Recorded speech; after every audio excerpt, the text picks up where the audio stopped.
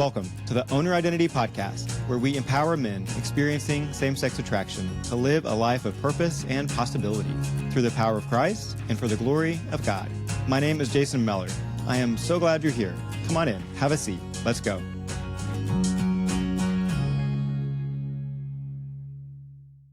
Hey guys, welcome back to the podcast. In late spring, we had one of those hot, bright Texas days where the sun feels like it's pressing down. My 5-year-old son, Lane, was out on the soccer field running after the ball. He was sluggish at first. He's always been more sensitive to the heat and the light than other boys. But the moment he got near the ball, something just clicked. He turned it on, he was giving it his all, doing his best, and you could tell he was having fun. But here's what struck me. When it was his turn to rotate off the field, he didn't try to hide his exhaustion. He just let himself fall to the ground, flat on his back, his head on my lap, arms stretched out like he didn't have a care in the world. And then, just as easily, he sat up, moved over to the bench, and leaned his head on the shoulder of the boy next to him, like it was the most natural thing in the world. They started talking. I couldn't help but smile. He wasn't worried about how he looked or what anyone thought of him. He just assumed that he was accepted. It didn't even occur to him that he might not be. And as I watched him, I got a little jealous. I couldn't help but think back to when I was his age. I played soccer for 1 year, just one. And I remember how different it felt for me. I wasn't out there thinking, here I am. I was thinking, how do I need to be? Every moment on that field, I was filtering the world through the lens of, what do they think of me? Am I good enough? Am I doing this right? Am I kicking the ball towards the right goal? I kept my distance from the other boys and from the world, really. I had this filter that the world came through before it came to me. And I thought, subconsciously even, if they only knew me partially, if I could just hold back, then maybe they're going to fill in the gaps with what I need to be, what they expect of me. Maybe they'll assume the best. And I didn't dare let them see all of me in case I would come up too short. The thing is, that way of thinking didn't stay on the soccer field. It followed me. It became my normal. And even as an adult, I found myself asking, how do I need to be? Instead of just showing up as I was. In meetings, in friendships, even in moments where I should have felt safe, I was still holding back, still trying to figure out what version of me would be most acceptable. Can you relate to that? It's exhausting, isn't it? Living like that. And yet, for so many of us, it's all we have ever known. Man, but watching my son that day, it was clear that he didn't carry that strong filter I had. He doesn't deeply question whether he's enough. He just assumes he is. And he's so fun to watch. But today, I am more like him than the boy that I was when I was stuck in my head. How did I get there? How do we go back to that place of just being? And that's what I want to talk about today. How we unlearn the habit of overcompensating, of performing, of needing to be extra. How we learn to just be. By the end of this episode, my hope is that you'll feel a little lighter, a little freer, and a lot more connected to the truth of who God made you to be. So, let's talk first about the pressure to perform. For so many of us, that pressure to perform starts early. For me, it was on the soccer field. Maybe it was the way you were raised, hearing messages like, you need to try harder. My dad would say, good, better, best, never let them rest, until the good is better and the better is best. Did anybody else's dad say that? I don't know. It stressed me out. Maybe the culture around you is telling you that your worth is tied to your achievements, your image, or your ability to fit into a certain mold. For men like us navigating same-sex attraction, man, the pressure can feel even heavier. You might feel like you have to prove your masculinity, prove your faith, prove that you're good enough despite your struggles. I felt that way. And, over time, that pressure becomes so ingrained in our subconscious that we don't even realize it's there. We just feel this constant need to do more, to be more, and to earn our place in the world. It stressed me out thinking of being myself and believing that was enough. I was more comfortable, even though it was difficult, when I was more than I felt like I was equipped to be in the moment. But the thing is, God never asked us to perform for his love. Ephesians 2:8-9 says, For it is by grace that you have been saved through faith. And this is not from yourself. It is the gift of God, not by works, so that no one can boast. His love is not something we earn. It's something we receive. Where in your life have you been feeling the pressure to perform right now? And what's it costing you? Your peace, your authenticity, your connection to God? Because at the heart of the need to perform is often a deep fear. What if I'm not enough? What if people see the real me and decide I'm not worthy of love, respect, or belonging? I remember being in college and man, I was hurting. I was anxious, depressed, troubled by my same-sex attractions, and just overwhelmed by life. But at the same time, I felt this immense pressure to perform, to share the gospel, to show others the abundant life that God gives to those who love and trust him. And don't get me wrong. I believed that in that abundant life, I wanted it for myself. But the anxiety, like the depression and the fear that I was experiencing, man, those are so heavy. It felt like I was carrying the weight of the world and I couldn't put it down. And I didn't know how to reconcile that with the life I felt like I was supposed to be living, serving, telling people about Christ and my faith. I wanted to do all those things, but I felt so overwhelmed with these other feelings that I didn't feel like I was allowed to look at with curiosity and compassion. Later I would come to realize that I had experienced trauma growing up, and that trauma had planted stories in my mind. Stories about who I was, about my worth, about how I needed to show up in the world, and those stories were making life nearly impossible. I couldn't ignore it anymore and just be a good Christian. The thing is, I didn't feel like I had permission to just pause and focus on healing. It felt wrong, like I was being selfish or unfaithful somehow to my Christian faith. I thought, if I'm not out there serving, sharing, doing, then what am I even worth?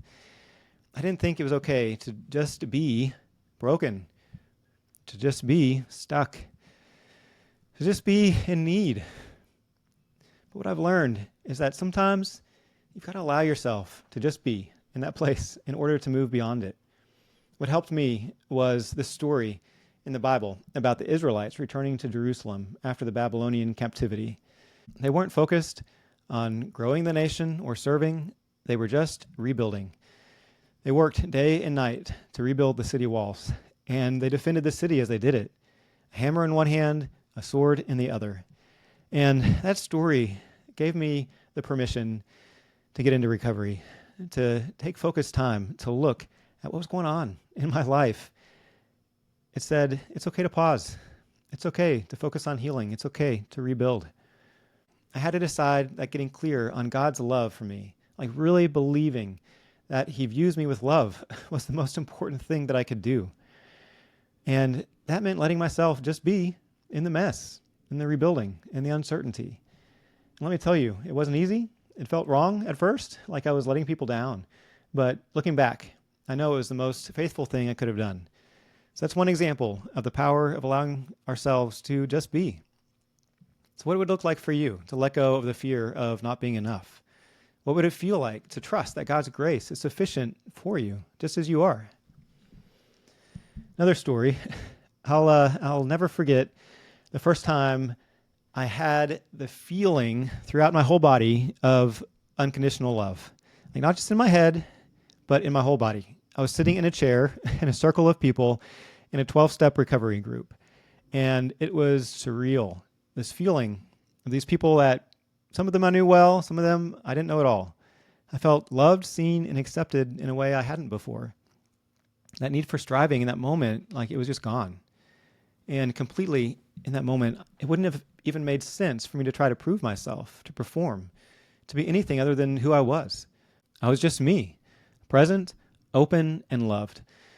And let me tell you, that feeling, it changes you. It's like this weight that you didn't even realize you were carrying just falls away. That was my experience. That moment taught me something. When you let go of the need to perform, when you allow others into your life, when you're vulnerable in a safe place, God meets you there. Psalm 46:10, it says, "Be still and know that I'm God." Not do more, not try harder, not fix yourself. Just be still.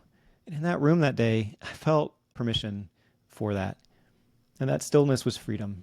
Now, I want to take you back to that moment on the soccer field, that first story, when Lane, my son, had just given everything he had out there. He was running, laughing, and playing with such joy and abandon. And then, like I said, when it was time to rest, he didn't hesitate. He collapsed on his back on the grass, arms stretched out with his head on my lap, at peace. No shame, no worry about what anyone thought, just pure freedom. In developing this episode, I let Lane, my son, inspire me. I got creative and developed some tools to help you and me experience more moments of peace. They are practices that you can carry into your life to experience that same kind of freedom that Lane showed me on that field. Let's walk through them together. Tool number 1, I'm calling the flat on your back reflection. Okay, this is about giving yourself permission to rest and release the pressure to perform. So, when you're feeling like you can't just be and you have to be extra and more than enough, find a quiet space where you can just lie down, flat on your back. Man, if you could go outside in some soft grass on a nice, warm, sunny day, I would recommend that. Close your eyes and take a few deep breaths and ask yourself, what am I carrying right now that I don't need to carry? Where am I trying too hard to prove myself? And as you exhale, just imagine releasing those burdens and letting yourself just be. This isn't just rest. It's a declaration that you don't have to earn your worth. Tool number 2, I call it the bench connection practice. Remember when I said that my son just went up, sat next to his buddies on the bench, leaned his head against his shoulder like it was no thing? Lane didn't hesitate when he was leaning on his teammate's shoulder. And later on, he leaned on mine again. It was a reminder of how powerful it is to let ourselves be seen and supported. Think of one person in your life who feels safe, someone you trust. Reach out to them and share something real about where you're at right now. It could be as simple as, hey, I've been feeling a little overwhelmed lately, and I just want to share that with you. Maybe it's an attraction that you had towards a guy, and it's freaking you out a little bit. Pick up the phone and make a call. And notice how it feels when you do that, to let yourself be seen without filtering or performing. I want you to know that vulnerability is not weakness, it's freedom. Okay, tool number 3. This is the play like a kid exercise. So when I was watching my son play with that joy, he was even like skipping on the field as he was running along. When he'd get close to the ball, he'd skip and then he'd kick it. It reminded me how often we forget just to have fun. Okay, so set aside 15 minutes to do something purely for fun. No agenda, no outcome, just play. And as you play, remind yourself, I don't have to earn this joy. I'm allowed to just be. Okay, tool number 4, the assume acceptance mindset. This might be my favorite of these. So like I said, my son didn't seem to question whether he was loved or accepted. He just assumed that he was. So what if you could do the same? Before entering a social situation, take a moment to pause and repeat this affirmation. I'm already enough. I'm already accepted. And as you interact with others, notice when the urge to perform or prove yourself comes up. Gently remind yourself, I don't need to be extra.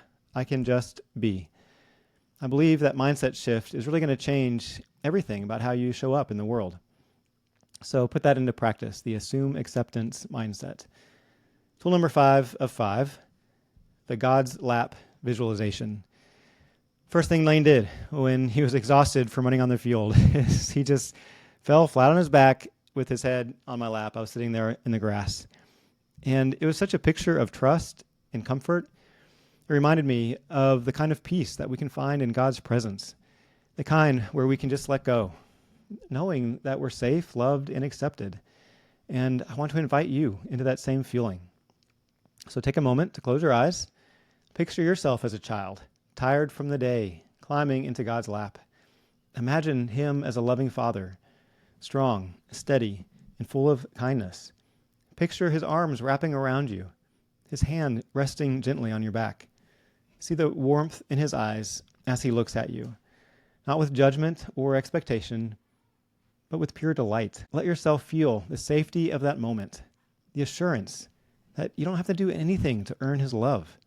You're already enough in Christ. When you've put your love and trust in Christ, you're already his. God is the ultimate source of comfort and strength. He's the one who knows every part of you, the good, the messy, the parts of you that you tried to hide. He loves you fully, just as you are. Believe me in this. He's the one who says, "Come to me, all who are weary and burdened, and I will give you rest." Matthew 11:28. Let yourself rest in that truth. Let yourself feel held by the one who created you, who delights in you, and has good things for you. These tools are invitations to step out of the chaos of striving and into the peace of presence. They're about reclaiming the freedom to rest, to connect, to play, to trust, and to feel loved. Because the truth is, freedom is not something that you have to chase. It's already yours in Christ. You just have to let yourself experience it. Because honestly, the best place to just be is in the presence of God. There's no striving there, no performing, no need to prove yourself. In His presence, you're fully known and fully loved, exactly as you are. Be still and know that I am God. That is an invitation to step out of the chaos of life, out of the noise in your mind, and into the quiet, steady presence of the one who created you. And when you're in His presence, you don't have to have all the answers. You don't have to fix yourself, figure everything out, or feel a certain way. There's no striving or performing. You just have to show up. And in that stillness, God does the work. He restores. He heals. He reminds you of who you are and whose you are. When was the last time that you allowed yourself to simply be in God's presence? Not asking for anything, not trying to fix anything, just being still with Him. What would it look like to create space for that this week? Maybe it's 5 minutes of quiet in the morning, or a walk where you talk with Him like a best friend. Trust that who you are as you are in Christ is enough, because Christ in you is more than enough.